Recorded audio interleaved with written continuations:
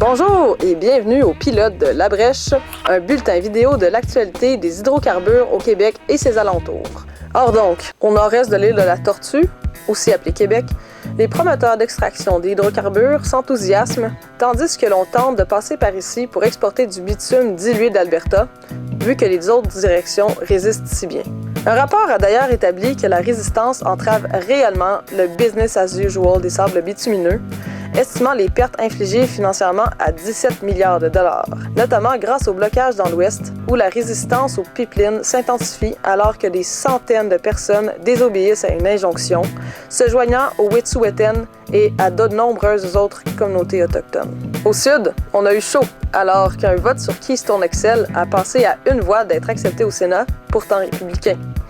Il faut dire que les climato-sceptiques ont de la difficulté à expliquer les tempêtes de neige extrêmes qui frappent notamment New York et Buffalo. La victoire a été saluée par Grey Cloud, un aîné Lakota. Restore order. Order in the gallery.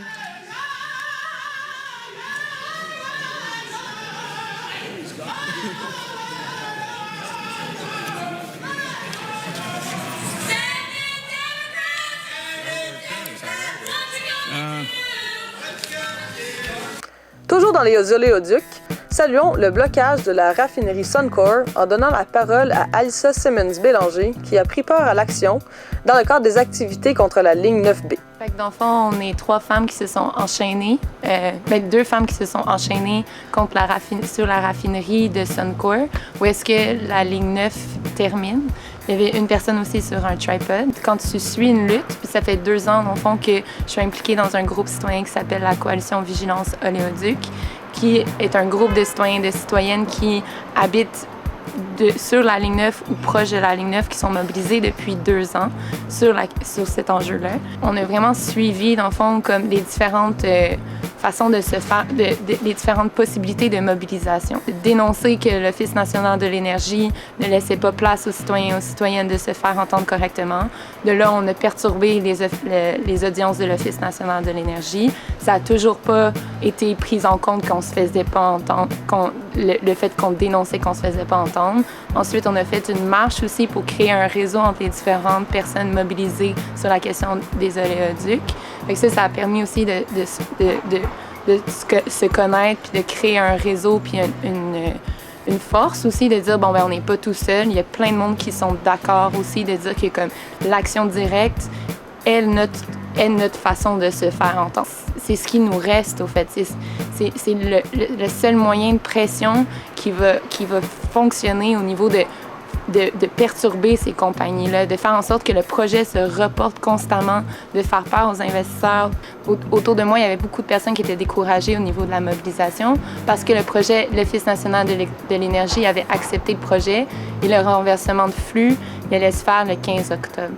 Que vous soyez d'accord ou que vous soyez pas d'accord, c'était aussi de dire c'est possible de faire des actions et que on en est rendu au point de l'action directe. T'sais. On doit aller vers une certaine radicalité parce que les gouvernements nous entendent pas, les multinationales nous entendent pas. On a beau comme faire toutes les choses plus légales et correctes, t'sais. C'est ça qu'ils veulent, t'sais. Ils veulent qu'on joue encore ce jeu-là. T'sais. Mais comme en allant au-delà de ça, en choisissant des actions plus radicales, bien, on arrive peut-être plus à se faire entendre, puis aussi à montrer aussi qu'il y a vraiment une diversité de tactiques possibles et d'aller chercher l'imagination et la créativité, puis de se dire, bon, ben maintenant, on peut aller encore plus loin, tu sais. Ce genre d'action-là se fait ailleurs. Donc, il y a eu des blocages depuis 1 an et demi en Ontario. Donc, le premier, c'était l'occupation de la station de pompage à Westover par des communautés autochtones. Fait que eux, je pense que ça a duré plus qu'1 semaine d'occupation. Après ça, il y a eu différents blocages aussi qui ont eu lieu pendant l'été de Swamp Line 9, Dam Line 9. Et dans le fond, ils se sont organisés pour que, à chaque fois qu'il y avait un blocage qui se terminait, il y en avait un autre qui recommençait juste après. Fait que nous aussi, c'était en solidarité, au fait, à ces blocages-là qui ont eu lieu sur la ligne 9, parce qu'en Ontario, ça fait longtemps qu'ils sont mobilisés. Et donc, aussi de créer aussi cette sorte de mobilisation-là au Québec. Puis de dire que nous aussi, on est rendu là, nous aussi, on est capable de le faire. Puis tout ça a été fait par soit des communautés autochtones ou... Fait qu'on fait face à une accusation de méfait, entrave et attroupement illégal. Mais en même temps, on s'attendait aussi qu'on soit arrêté. On savait qu'on allait faire face à ces accusations-là. On a une avocate qu'on avait avertie. On avait trouvé une avocate avant, donc quelqu'un qui connaît notre dossier aussi. Si jamais on a des frais, il y a beaucoup de personnes qui nous ont écrit pour dire comme on est prêt à vous aider Fait qu'il y a vraiment un support à ce niveau-là. Fait que c'est pas quelque chose qui me fait très peur au niveau de qu'est-ce qu'on fait face. Pas besoin de faire partie d'un groupe. Tu peux aller chercher du monde autour de toi qui ont les mêmes convictions, qui ont la même qui ont l'envie de s'organiser. Je pense que c'est vraiment important d'être organisé, d'avoir un plan, de savoir qu'est-ce qu'on fait, de voir ton plan A, ton plan B, ton plan Z. Comme faut vraiment aller chercher du monde aussi qui ont une expérience de mobilisation. Mais je pense que peu importe qui tu es, je pense que c'est possible de faire une action par rapport à comment toi tu veux la faire aussi. Parce que en ce moment, on veut voir juste plein d'actions. Par ailleurs, surprenantes alliances ces derniers temps. Gaz Métro s'est associé à Hydrocarbures Anticosti avant de critiquer Énergie Est, ce qui a soulevé plusieurs doutes, malgré l'enthousiasme d'Équiterre. La FTQ Construction est sortie pour appuyer le projet qui a été déposé à l'Office national de l'énergie, dont les 3 mandats ne considérera pas les gaz à effet de serre. Pour l'instant, le projet serait ralenti et plusieurs opposants et opposantes sont confiants que ce projet, pourtant bien pluriel au Parti libéral, ne passera pas, comme le laissait croire la marche qui a eu lieu à Kakuna. Nous avons un devoir, c'est de protéger ce fleuve et de protéger ces animaux, parce que nous dépendons d'eux. Nous entamons la grande marche de la Terre avec nos générations futures. Nous entamons la grande marche de la Terre avec nos générations futures. Nous entamons la grande marche de la Terre avec nos générations futures. Nous entamons la grande marche de la Terre avec nos générations futures. Nous entamons la grande marche de la Terre.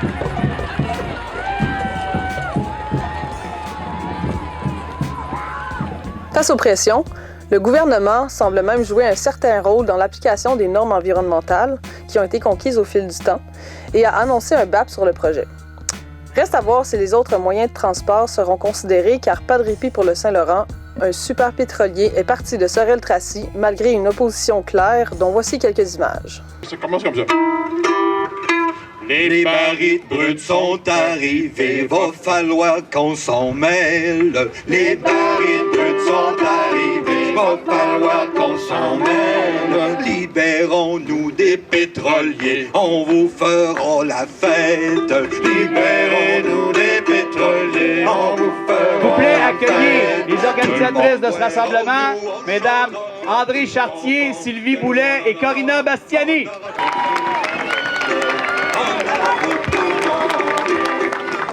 C'est 3 mères de famille qui ont organisé ce rassemblement aujourd'hui. Nous sommes la porte d'entrée de la biosphère du lac Saint-Pierre. C'est la pouponnière des hérons. Alerte Pétrole Rive-Sud dit non au pétrole sale, que cela soit par train, pipeline ou bateau. Du pétrole sale, on n'en veut pas. S'il n'y a pas de déversement, c'est une catastrophe écologique qui se crée présentement. Les sables bitumineux, avant que ça arrive dans notre cours, on s'en rendait peut-être pas compte, mais c'est une catastrophe pour la planète. Vos gros bateaux, on veut pas les voir, on veut pas de marée noire. Vos gros bateaux, on veut pas les voir, on veut pas de marée noire. Parce que notre eau, on veut la boire, faudrait que ça soit bien clair. Parce que notre eau, on veut la boire, faudrait que ça soit bien clair. Tout le monde boira, nous on chantera, un petit pompon, de l'eau on aura pour tout le monde. Les pétrolières doivent en principe être en mesure de récupérer 10 000 tonnes de brut en cas de déversement. Mais les super pétroliers qui circulent et qui circuleront dans les eaux québécoises transporteront de 70 000 à 200 000 tonnes de pétrole. Des millions ont été investis pour assainir les eaux du fleuve et les Québécois rêvent de s'y baigner. Nous sommes devenus collectivement dépendants du pétrole et nous avons grandement besoin d'une cure de désintoxication et ce, avant que notre environnement soit intoxiqué par le pétrole.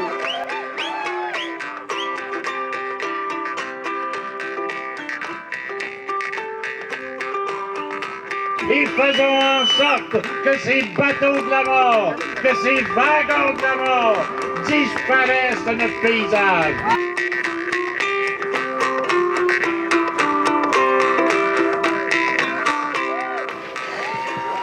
But it's nice to see you people get all together for something good. It's not only the pipeline, or it's not only this or that.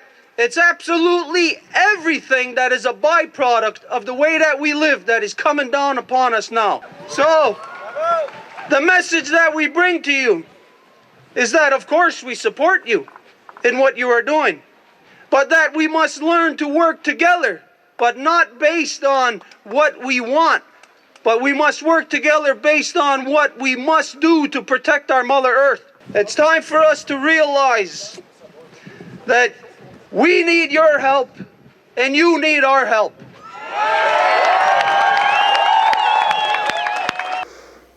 En Gaspésie, le transport de pétrole se passe sur les rails. Après des assemblées publiques appelées partage d'huile, une première action a eu lieu sur les rails du terminal à Belle-Dune, saluant des cyclistes de Bombe sur rail.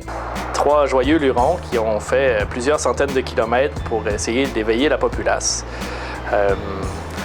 On est arrivé là, une belle journée tranquille de fin de semaine, ensoleillée. On était une trentaine, mobilisés très rapidement, et une quinzaine de RCMP qui étaient là pour pratiquement doubler la foule. C'était convivial et festif, et on s'est assis sur la voie. Et on a signifié notre mécontentement face au fait de ne pas avoir été consulté sur ce projet-là.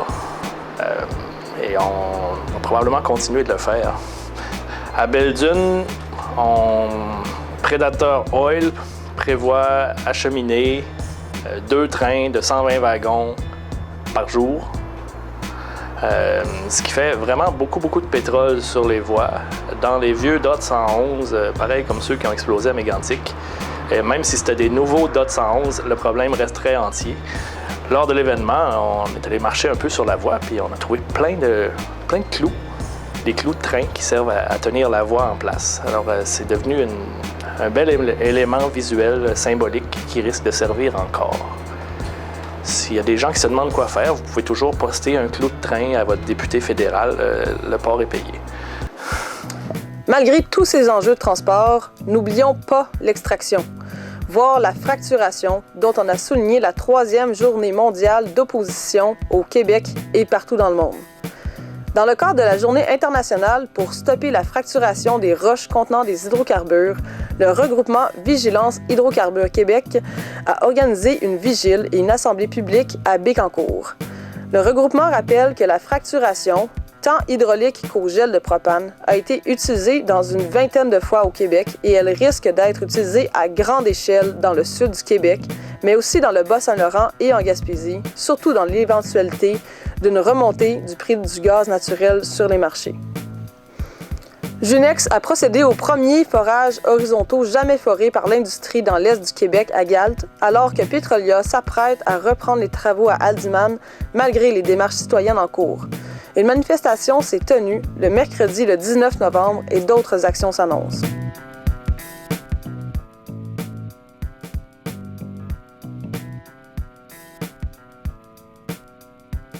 Depuis quelques semaines, l'ambiance était un peu morose à Gaspé avec toutes les fermetures. Ça, on dirait que tout le monde avait les fermetures puis les coupures aussi, là.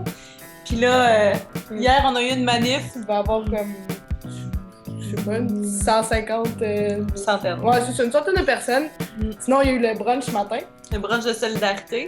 Où est-ce que, de façon assez surprenante, en fait, l'activité, c'était de nommer, en fait, « Touche pas à quoi » dans ma région. Et moi, j'étais agréablement surprise de voir qu'il y a plein de gens qui ont parlé des hydrocarbures. C'est un sujet qui, depuis un certain bout de temps, arrivé de Haldeman, est devenu comme un sujet lourd que les gens évitent.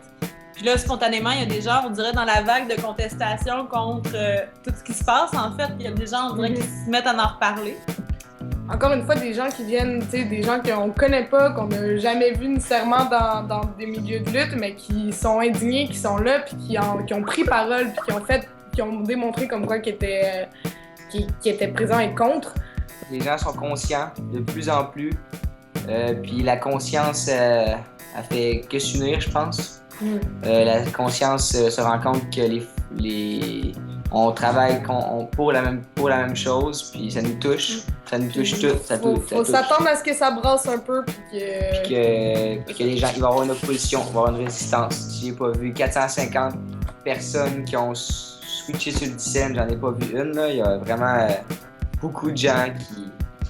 On est juste prêts à faire une action, on attend juste vous. J'ai envie de faire une invitation la fin de semaine du 5 et 6, du 6 et 7 décembre à des gens de partout à travers le Québec de venir passer une fin de semaine où est-ce que tout le monde est bienvenu sur le bord de la baie de Gaspé, où est-ce qu'on pourra parler plus amplement de Haldeman 4 et de ce qui se passe à Galt. Qu'est-ce qu'on apporte? Qu'est-ce qu'on apporte? Idéalement de la bouffe. De la bouffe, des gens, du plaisir. De quoi se tenir chaud dehors. Ouais, c'est ça. Est-ce qu'il va y avoir de quoi loger tout le monde? Le but, ce serait de dormir le moins possible, en fait. Ouais. Ou de dormir, en fait, dehors. Donc, amenez votre tente. Ouais, c'est ça, tente. Il va y avoir un atelier, en fait, de camping d'hiver. Excellent! Qu'on vous espère un grand nombre. Puis c'est vraiment enthousiasmant, en fait, de voir ce qui se passe ailleurs, ce qui se passe ici. Nos passaran? Nos passaran. Merci. Nous en parlons pas. On parle du retour du gaz de schiste. Michael Binion, le président de l'Association pétrolière et gazière du Québec, a fait valoir lundi, dans le cadre de l'Assemblée annuelle de leur organisation, que, et je cite, « Selon nous, un projet pilote permettrait au gouvernement, au public et aux investisseurs de voir qu'il est possible de faire de la production de façon sécuritaire. » L'Assemblée a été saluée par une manifestation et soulignons qu'on arrive à interdire la fracturation à Denton, au Texas, lieu d'origine de cette approche. La gestion des puits abandonnés au Québec devrait faire l'objet d'une stratégie gouvernementale alors que le CMAVI, le collectif Moratoire Alternative Vigilance Intervention, invite le public à prendre part à l'opération. Côté golf, toujours populaire auprès de la classe dirigeante, non, pas Harper a annoncé en personne depuis cette île que les démarches pour un arrimage fédéral-provincial au sujet des hydrocarbures dans le Golfe vont bon train. Après plus de 3 ans de négociations quant au contenu de la loi miroir qui encadrera l'exploration et l'exploitation pétrolière dans le Golfe, les 2 paliers de gouvernement comptent déposer les projets de loi dans les prochains mois à Ottawa et à Québec. Ces projets de loi ouvriront toute grande la porte à l'exploration pétrolière dans la partie québécoise du Golfe, qui présentement est toujours sous moratoire, soulignait la Coalition Saint-Laurent. À surveiller, nouveau site de Stop Oléoduc, Action à Gaspé et à suivre pour des instances de coordination des mouvements.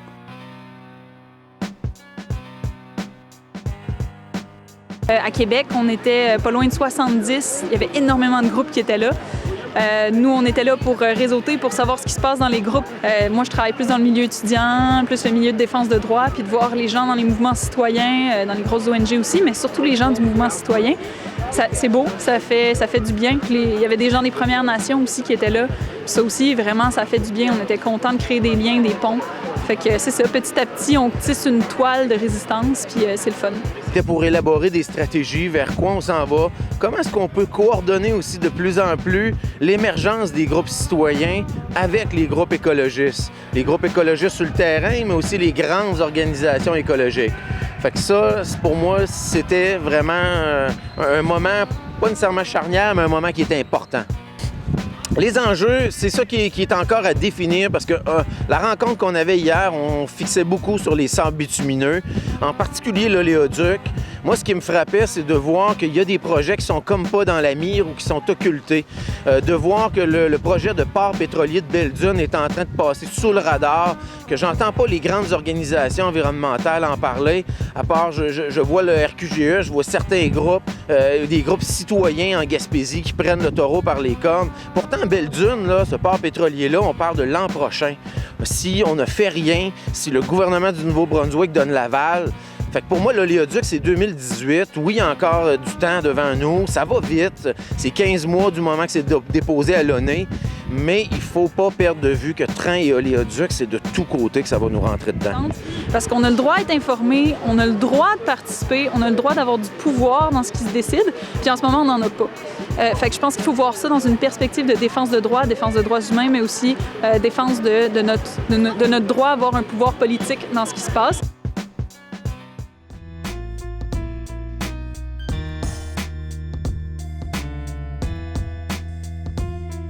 On est un mouvement qui cherche à amener la Caisse de dépôt et placement du Québec à se départir de ses placements à l'intérieur des énergies fossiles, dont les sables bitumineux et le charbon, pour une hauteur de 9 milliards qui sont investis dans ces énergies-là. On a commencé la pétition en mai environ. On a commencé dans un centre de réadaptation où on a eu une très belle réponse. On a eu 200 employés qui ont signé la pétition. Et actuellement, on est appuyé par un syndicat national qui est l'APTS, l'Alliance des professionnels et techniques dans le réseau de la santé. Nos prochains pas, bien entendu, on souhaite avoir une rencontre avec la Caisse. On souhaite échanger avec eux, savoir s'ils ont une politique pour sortir des énergies fossiles, s'ils ont des craintes. On cherche aussi, bien entendu, à aller chercher d'autres appuis, notamment sur le plan syndical.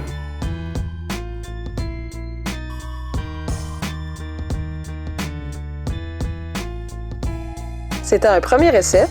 Merci de votre attention et de votre engagement.